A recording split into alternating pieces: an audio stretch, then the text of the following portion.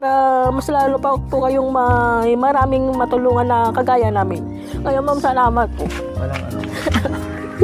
Walang ano. Dahil po sa inyo, magtugtungan ang buhay ko. Di ba sabi ko sa'yo noon, magtiwala ka, mag-pray ka lang, manalig ka, may darating na biyaya na hindi mo inasa. So ito yung sinasabi ko sa'yo. Hindi ko na po bibilangin kung ilang yakap ang magagawa ko sa inyo. Yes, diba?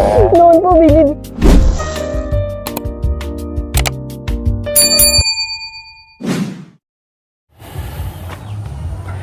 Yes po mga kababayan, sa aming pag-uusap muli ni Ate Marie Chris and Kuya Junior po mga kababayan, no, nakakalungkot talaga, no, nakakalungkot na yung bang hindi baling naghihirap ka sa buhay, yung kumakayod ka isang kahig isang tuka, yung pagpawisan ka, mainitan ka, hala sige, kakayanin natin yan sa tirik ng araw, sa gitna ng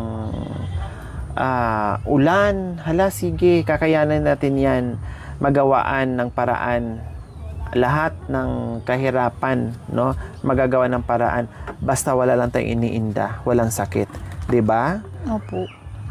Pero ang problema po mga kabayan, ang masaklap, kasi hirap ka na sa buhay, then sabayan ka pa ng sakit, alam mo yun, no, na-imbes na yung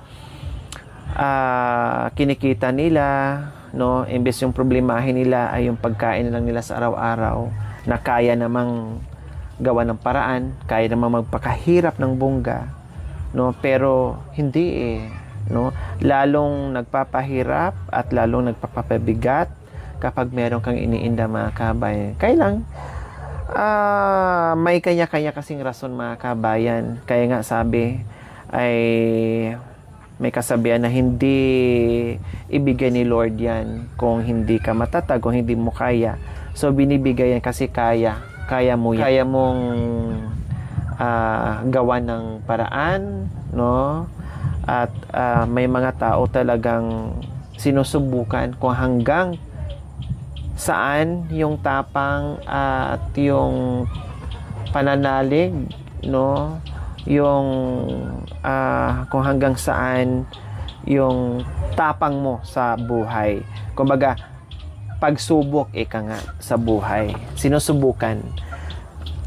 Ngayon, Kuya Junior and Ate Marie Chris, talagang wala ng pag-asa or hindi nyo kakayanin yung pagpapa-opera na 2 operasyon ang kailangan, or shockwave, or isang operasyon, or 2 operasyon. Depende sa kakayanan ng bulsa nyo. Parang ganon. Opo. So, pag halimbawa na meron kayong pera na halagang 45,000, ay agad-agad naman na ma-shockwave ka. Opo. Naka-schedule na po ako sa Region 1 noon. Kuwan na po, naka-schedule na talaga pero biglang natigil So, pa. anytime kung may hawak kang pera na 45,000, ay pag pumunta ka ng Region 1, i-schedule ka nila kaagad or gagawin nila kaagad yung shockwave? Kuwan po, magpapa-clearance ka pa po. Titignan, Clearance? Opo. Titignan yung kung gaano kaano yung puso mo, kung kakayanin ba yung Shockwave na Opo. yon. tapos yung dugo, ECG. Kung condition ng katawan mo. Opo. Nakapaano na po yun namin noon nalakad ko na po lahat noon nung January 23, itong taon na po ito. Nalakad ko na po. Pero iniisip ko po kasi noon, oo, nilakad ko, libre naman po, nilakad ko sa malasakit. Ngayon ang problema po, nung punta namin doon, kulang po yung pera namin. Hindi po sumapat. Pero, yung mga requirements nitong January para doon sa shockwave, para clearance na ma-undergo yung shockwave, may expiration. Kasi, Opo, meron po. paano kung Another ko na naman po. another Panibag- clearance na naman? Hanggang ilang buwan yon? Hindi po, isang araw lang lalakarin yun. Hindi, yung expiration. Kuwan po, basta nalakad mo kung may pera ka, isa-shockwave ka na po. Isa shockwave. Opo. Pero yung clearance na yun ng mga result, Kuwan po, may expire po yun. may expire ng ilang buwan. Kuwan lang po, weeks. Tayong creatinine po ang titignan doon, tas yung ECG. So, kahit may pera kang dala-dala doon, hindi ka rin Shockwave po agad. ma-shockwave agad kasi magki-clearance ka pa kung fit ba sa katawan mo yung gagawin nilang Opo, shockwave na shockwave po. yon. Opo. Then bago schedule para Opo. shockwave. Okay. Natapos na po namin naman, clear naman po lahat. Kaya lang, ang naging problema namin, hindi sumapat po yung daladala naming pera. Nilakad niyo mula umaga hanggang hapon. hapon po. Natapos mo lahat. Natapos ko po lahat. Talagang gustong-gusto ko po talaga noon magamot. Tapos Ayoko kinabukasan, isa-shockwave ka na dapat. Or nung araw na rin yun. I-schedule po nila nung araw. Mga 2 o 3 araw lang po. Masashockwave na. Okay. Basta tapos na po yung kwan. At least yung clearance, isang araw lang. Isang araw lang. Tapos mahaba na yung isang linggo, i-schedule Napaghintay nila na mag-antay ka para Sa shockwave. shockwave na. Oh, shockwave ba? Tama ba ako makaba? Hindi ko kasi familiar. Opo, shockwave po. Ha? Shockwave po. Yung parang ay lulusawin yung bato sa Oh, loob. shockwave. Para hindi nadadaan sa operasyon. Tapos, ang magiging problema po kahit na ma-shockwave, sabi nila, yung pamamaga. Tinanong ko po kung may gamot doon. Sabi naman nila, wala tayong katiyakan, sabi niya. Kailangan pa rin yan, operasyon. Yung pamamaga, walang gamot na humilom yung pamamaga niya. Ano daw po? Imbis na lumit po yung butas. So, kailangan tanggalin talaga siya. Opo. Okay, sige po mga kabayan, no? May bibili ba? Pagbili mo muna. Tapos sabihin mo, sorry, we're closed. Mabinta yung tindahan mo, no? Opo, kahit pa unti-unti. Mabinta po. Maganda yung naisipan mo kasi walang gagaanong tindahan din. Meron po. Saan? Isa dyan, Ah, dalawa meron. dyan. Meron po. Pero sabi nila, kung mabait daw ang tendera, mas Doon dami. sila. Opo, Pero hindi naman nauutang ng ano. nauutang po. O meron din. Marunong Meron din. naman. Opo, marunong namang bayad. May mga, hindi mo po masasabi na, Perfect. opo. Pero binagbibigyan ko rin po. Siyempre, hindi naman mangungutang yung tao kung hindi nila kailangan. Yun po yung ano ko. Pero sabi ko, madali akong magpautang pero madali ako rin akong maningil. Sabi ko, oo naman, sabi naman po nila. Yun po ano nila sa akin, kung mabait daw ang nagtitinda, maraming suki. Kung suplada daw po, walang suki. Opo. Dapat kasi pag may mobile na katkabusa, gayahin mo yung mata ni Princess. Wala na po. Doon nga po sila na ano sa akin, magkaiba daw po talaga kami ng ugali. Ang dami pong nagsasabi kahit na pinaparangka po sa kanila. Bakit ikaw suplada ka? Yung ate mo hindi, sabi nila. Ewan ko po ba kung saan ako nagkulang sa kanya. Talagang attitude ni Princess yan. So, ngayon po mga kabayan, narinig natin yung problema ni Ate Marie Chris, no? At meron din tayong balita ngayon ni Ate Marie Chris po mga kabayan. Ate Marie Chris and Kuya Junior, meron pong gustong tumulong sa inyo. Ay, salamat po, Modo. Merong gustong tumulong sa inyo. Alam nyo, isa sa aking partner sponsor, very generous sponsor, na si Ma'am Preciosa Olupinio from New York City, ay dapat, sabi niya, kung natuloy sana ang kasal ni Princess, ay tutulong siya doon. Pero sabi ko ay hindi, pag-isipan ko po muna, saka na lang. Sabi niya, okay, sige. Habang nag-iisip ka sa kasal ni Princess at pinag-iisipan mo, pag-iipunan ko ngayon, doon ako tutulong kay Ate Marie Chris. Kaya pinapatanong sa'yo ngayon, at tinanong ko sa'yo, no? At tinatanong ko sa'yo kung magkano gagastusin at kung anong dapat kailangan. And meron pang gustong mag-abot kay Ate Marie Chris, mga kaimbo ko doon kay Ma'am Preciosa Olipinio, kay Ate Pichi. So ngayon, pray ka, no? Ipag-pray mo Ate Marie Chris na bigyan lang ng maraming biyaya at magandang pangangatawan din na hindi magkakasakit yung ating mga sponsors para lagi nakaalalay sa atin. Magbibigay siya sa abot ng kanyang makakaya at ipag-pray din natin na meron pang mag-abot, no, na iba na kahit pag samasamahin natin mga kabayan. Sabi nga ni Ate Marie Chris sa akin noon, no, ay nasubukan na rin niya nag-message doon sa isang vlogger. Sabihin na natin kay Daddy Frankie, mga kabayan. Pero anong sagot? Wala po. Oh, so, ngayon mga kabayan, ay wala akong sinabi o pinangako kay Ate Marie Chris kung ano man. Nag-abot ang ako pambili ng gamot. No? Ngayon ay Ate Marie Chris, awa ng Panginoong Diyos, na kahit papaano ay may liwanag na at hindi mo na masyadong indahin or isipin kung paano yung panggastos. 90,000 ang kailangan mga kabayan sa Shockwave. Pero covered sa PhilHealth, no, ay ang mababayaran na lang niya sa operasyon is 45,000. Paano kung makalikom tayo at makapagbigay sa atin ng 45,000? So sapat na yon sa operasyon. Sa Shockwave po. Sa Shockwave. So wala nang ibang gagastusin bukod doon sa pamasahe, pagkain, or yung sa clearance. Magkano ba ginastos mo sa clearance? Mahigit kuwan po yun eh. Aabutin po ng 9,000 pero nilakad ko po yung iba sa Malasakit. So halos wala kang ginastos. Meron naman po pero Kalahati? hindi po. Parang kalahati. Kalahati. Sa Opo. 9,000 clearance mga kabayan, kalahati ang nagastos doon ni Ate Marie Chris plus yung pamapamasahe, Opo. pagkain. So yun na lang ang iniisip nyo. Opo. So ayan po mga kabayan, kailangan niya ng 45,000 and then sabihin na natin 9,000 sa clearance o sabihin natin 45 plus 5 kasi kalahati daw kasi nilalakad. Kasi sayang din kasi yun Opo, siya po yung matipid. makatipid.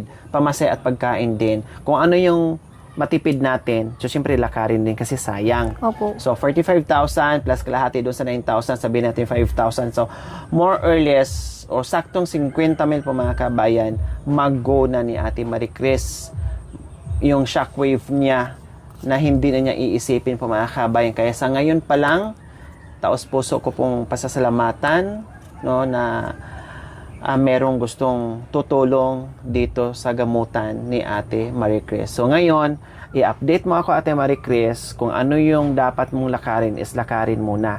Ngayon, kung magbigay ng schedule yung doktor, no, at sabihin na niya, ay, kailangan mo talaga ituloy yung Shockwave. Kailangan mo talaga ituloy yung operasyon. Mag-update ka sa akin. Opo. At sabihin mo sa akin, Ate Lori, mag-clearance na ako kasi sabi ng doktor talaga na kailangan ko mag-Shockwave at kailangan ng doktor talaga na kailangan ko magpa-opera. Pero, hindi pa nagtatapos ang problema doon ni Ate Marie Chris after Shockwave mga kabayan. Kasi, after nun, meron pang aayusin major problem sa kidney niya na kailangan operahan yung pamamaga dahil kumipot na mga kabayan, halos wala ng butas, kaya in-advise sa kanya itubo dahil wala nang lalabasan yung ihi o kung ano man mga kabayan na kailangan operahan yon para mabalik sa normal, bumuka siya mga kabayan, matanggal yung pamamaga para dumaloy na hindi siya magkaroon ng komplikasyon, no? At mahirap na po mga kabayan na kapag sinalo ng komplikasyon, alam nyo naman, pag sinabing komplikasyon mga kabayan, kung ano-ano na, halos lahat na, no? Ay maapektuhan mga kabayan. Yun ang mas mahirap. Habang hindi pa komplikasyon, sana na hindi pa umabot na komplikasyon mga kabayan para ma-undergo ni Ate Marie Chris yung operasyon at magiging normal. Tama ba ako Ate Marie Chris Opo. na Shockwave, then after Shockwave, another major operation? po, para sa pamamaga. Ayan. So ano ngayon ang pakiramdam mo Ate Marie Chris na merong nagsasabi na gusto kang tulungan at pinapatanong kung magkano ang pinapatanong kung magkano ang gagastusin, abutin. So ito narinig ng ating mga viewers, ng ating mga sponsors na kung magkano. At ngayon narinig mo Ate Marie Chris yung pagbalik ko dito na ito yung purpose ko ibalita sa iyo na kahit papaano mabawasan yung iniisip mo dahil ako'y naawa din ako sa narinig ko sa iyo na kahit anong hirap hala lumalaban itong iniinda ko payakap ako, Ate Lori, baka huling yakap ko na to sa'yo. So ngayon, anong pakiramdam mo ngayon sa balita ko sa'yo, Ate Marie Ano Chris? po, sobrang saya. Hindi po ako makapaniwala may tutulong sa amin. Talagang gustong-gusto ko pa po mabuhay para sa pamilya ko. Kaya kahit hindi pa po nagagawa o kahit hindi pa po naibibigay yung tulong sa akin, laking pasasalamat po. Lalo na sa Panginoon, dininig po yung pakiusap kong kuwan, may tumulong sa akin. Gusto ko po talagang magamot. Kaya salamat po na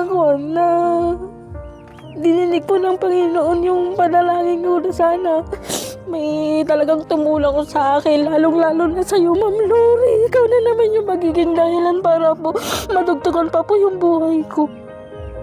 Talagang gusto ko pong gumaling.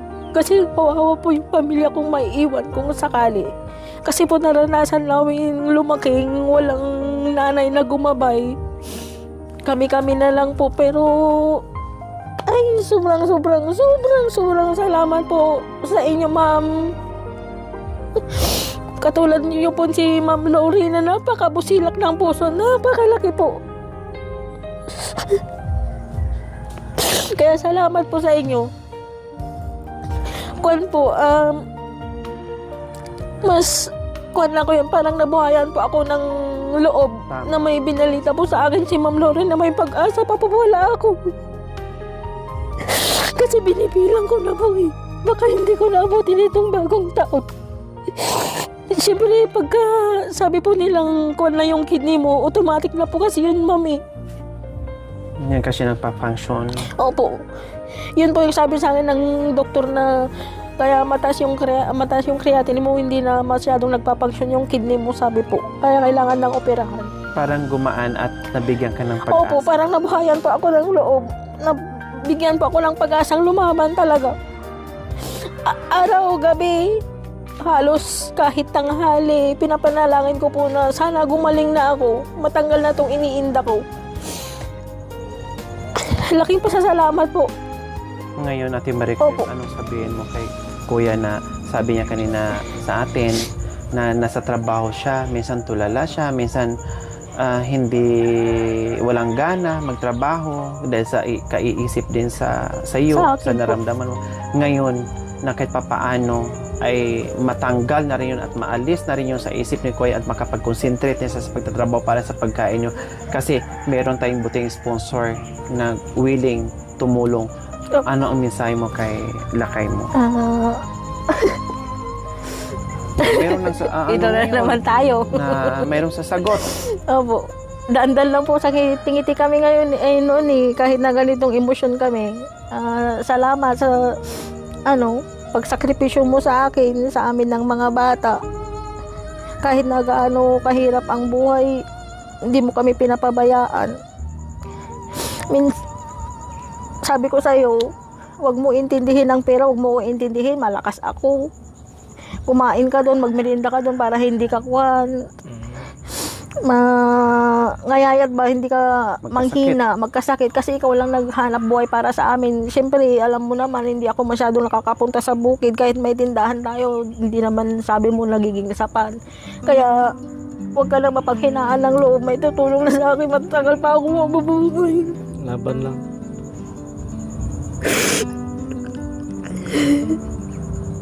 Dinitignan ng Panginoon na kung may tumulong sa atin. Yun po kasi yung pinapanalangin namin na sana may magpautang sa amin kahit na utang na lang ng ganung kalaking pera para lang may pagamot po ako. Pero ginawa na niya po lahat ng magagawa niya pero wala po kami talagang mahanapan. Kung meron man hindi sapat. Opo, ginawa niya po lahat. Lahat ng mga kapatid niya, mga kapatid ko, hiniraman namin pero hindi po sapat. Meron naman po magbibigay pero kaunti lang. Siyempre may pamilya rin po. Naintindihan namin. Kahit gusto po nilang tumulong, siyempre nagbubukid lang po silang lahat din. Kagaya ko, kagaya namin. Kaya hindi po sumapat.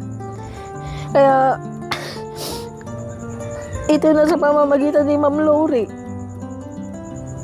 Magkakasama pa tayo ng matagal kahit na maraming problema ang dumating sa atin, ito pa rin tayo magkasama.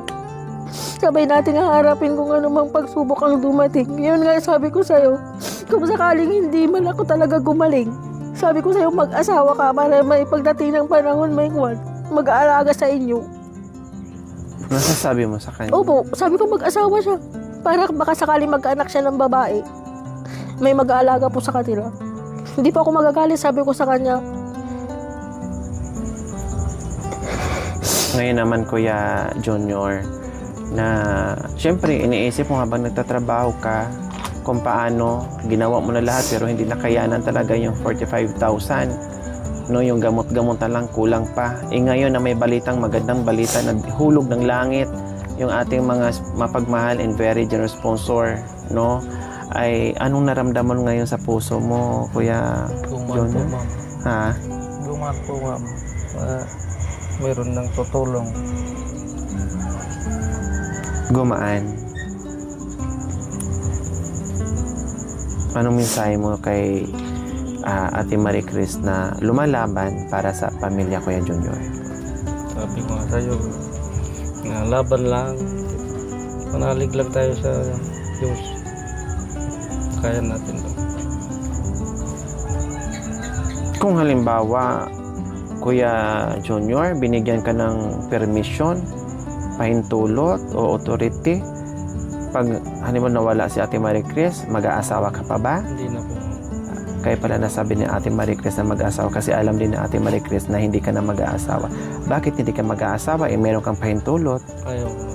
Bakit po? Malaki na po yung mga anak ko. So ayaw mo na magka-problema? Or baka yung mapangasawa mo na naman na may sakit na naman sa kidney? Kumbaga another problem na naman, ganon. Hindi naman po sa ganun, ma'am. Ayaw mo na Ayaw ko na talaga. i-focus mo na sa mga... Dahil So ngayon, aming anak ko. masaya ka na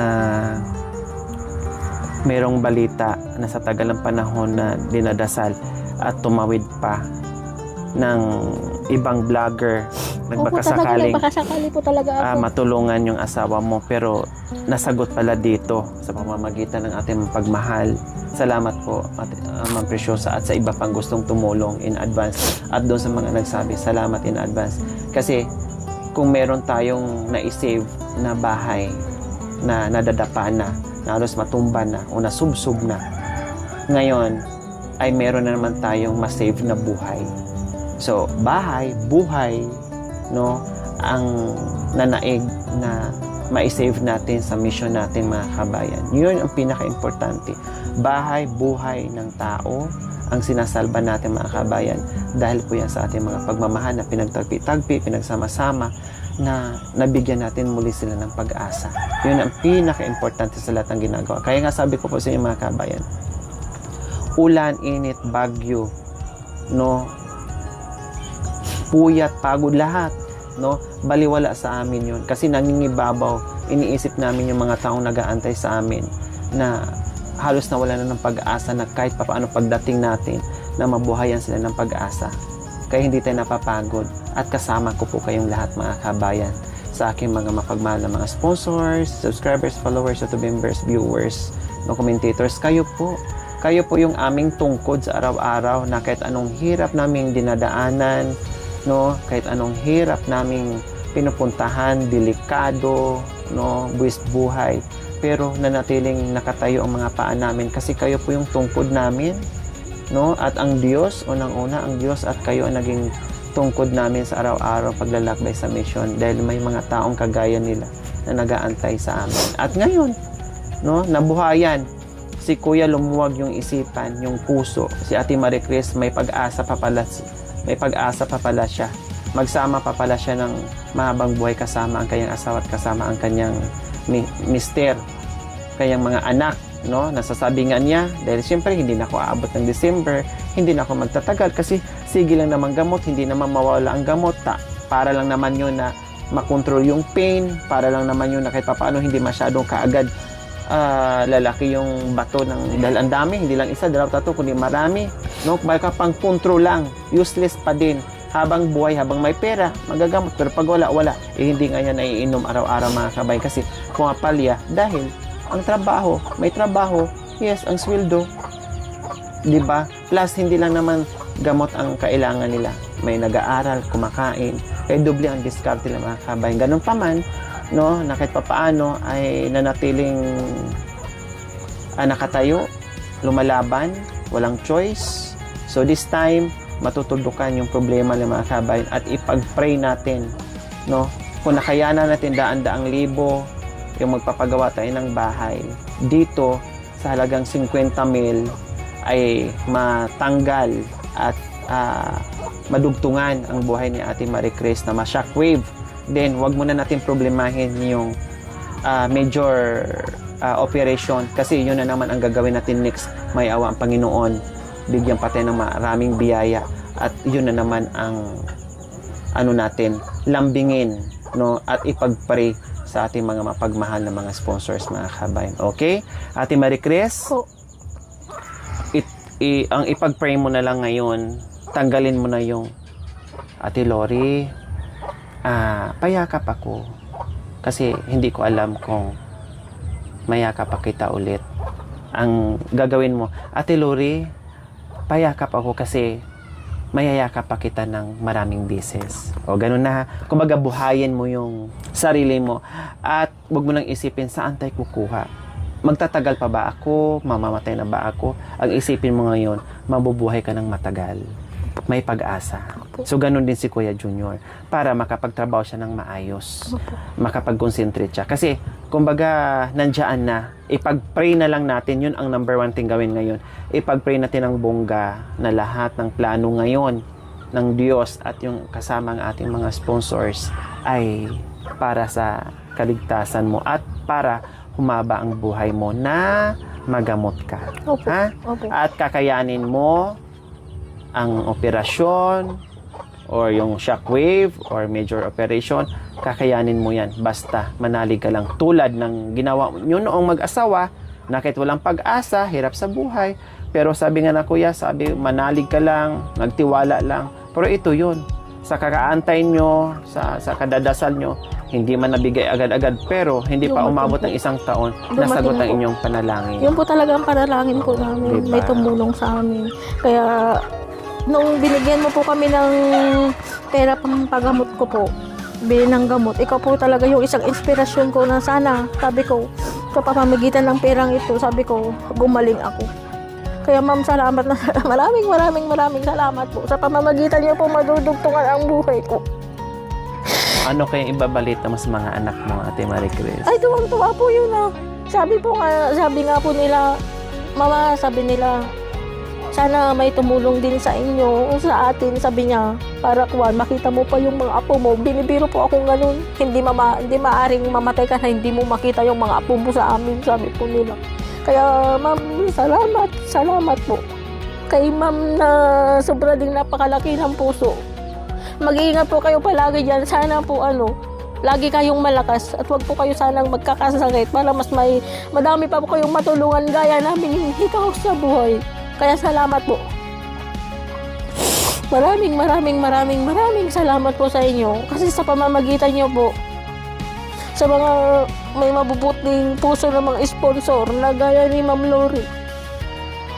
Maraming salamat po sa inyo. Mag-iingat po kayo sana palagi para mas lalo pa po kayong maraming matulungan na kagaya namin. Kaya ma'am, salamat po.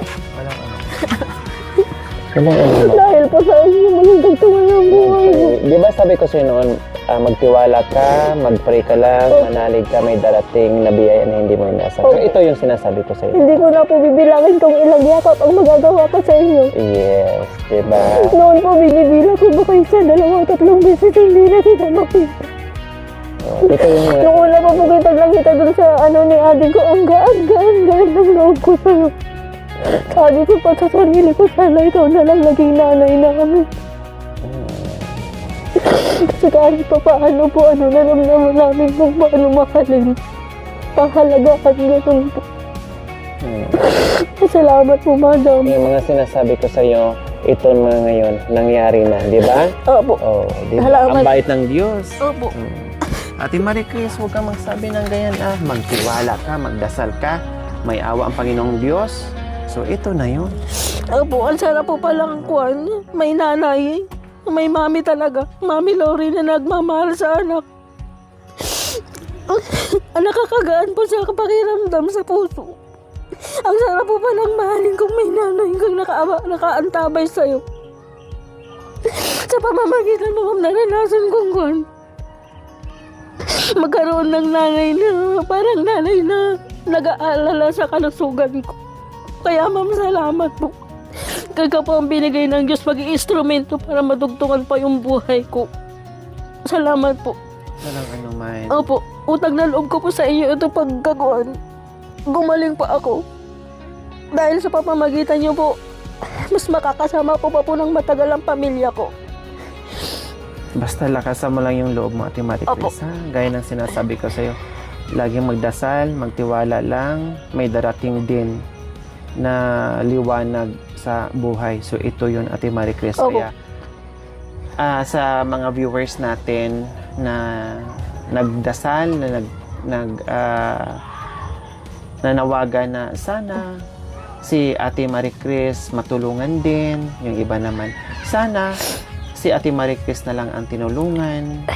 So sana gagaling si Ate Marie Chris, Lori, sana. So yung lahat ng sana, yung gusto natin na matulungan si Ate Marie Chris. So ito na po yun, dininig ng Panginoong Diyos. Kaya ipag-pray natin, no? Doon sa nagsabi sa akin, no?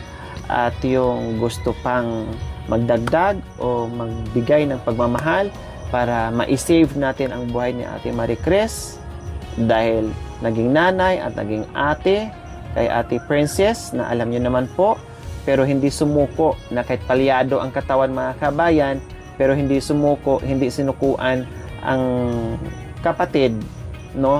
Tinayo o tumayo bilang isang magulang at ate ni Princess despite sa kalagayan ni Ate Marie Chris na meron ding iniindan na delikado, pero nandyan na natili. Kaya deserve kung anumang biyaya ang matatanggap ni Ate Marie Chris po, mga kabay. Ipag-pray natin ng sabay-sabay na matuloy at malaking chance, no? Nabuhayan ng pag-asa ang mag-asawa dahil sa binalita natin ngayong hapon. Maraming salamat in advance sa ating lahat, no, sa aking mga sponsors, at mag-pray tayo ng sabay-sabay. See you next episode po, mga kabayan. Bye po muna. Salamat po, Diyos ko.